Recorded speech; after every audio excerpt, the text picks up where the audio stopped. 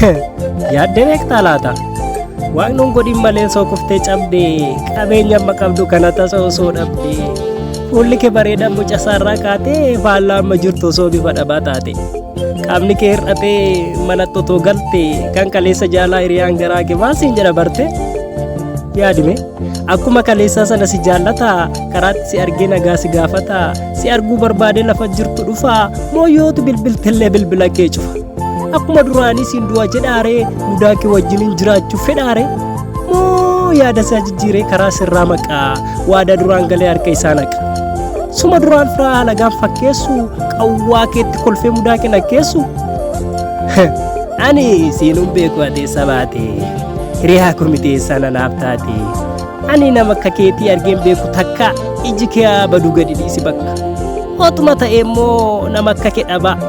ani hiriyaa godheessaan fidee qaba tarii nama biraan aseete maleessa kan akka kee kana hin beeku kaleessa kanaafuu ija koon si arguun barbaadu sin beekuutii miti baruuyyuun barbaadu nama akka keetii rabbi siif haa laatu deemnarraa fagaadhu bineensi si haa nyaatu jedhee sitti mammaakee madaa kee bal'isu waadaa jaalala isaa guyyuma fannisu miira kee dhukkubsee sittiin ta'uu naasu qooda dadhabaa kee harkisee ol kaasu heeyya dhugaa kooti akkasuma ta'a waadaan afaan isaa maaltu galmaan ga'a si wajjin duudhaaf sagal siif kakataa rakkoo xiqqoo tokkoon dhiisee si baqata kakuu afaan isaa bishaanitti naqaa si balfee filannoof lafa biraa dhaqa akkuma sabaphuu lafa qabaan qabu sirraa achi si qadee buusaa yoo dhabu hiriyaan hiraarsee michooma kee kutaa summii isaa falfalee ofirraa si buta daboo sitti yaamee lolaaf sitti duulaa kutee si balleessuuf dhagaa sitti guura akka inni barbaadu waan hin taaneef qofaa dhokatee si haddaa akka morga bofa eenyumtuu akka jecha isaan ta'u yalamni fuula jijjiirrata oolee bulee namni garuu